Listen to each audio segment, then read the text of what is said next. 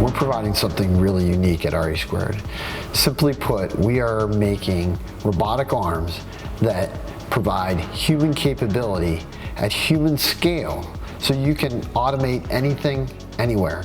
And if you think about it, the entire infrastructure of this planet has been designed and built by humans for humans.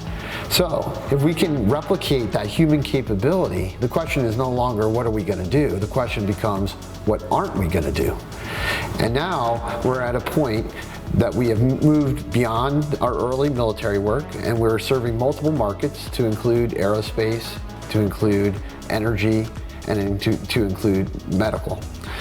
But it was that early military work that allowed us to create something amazing. We developed robotic arms that were very innovative, that were strong, they were dexterous, they were compact, lightweight, power efficient, and they could work in an outdoor environment.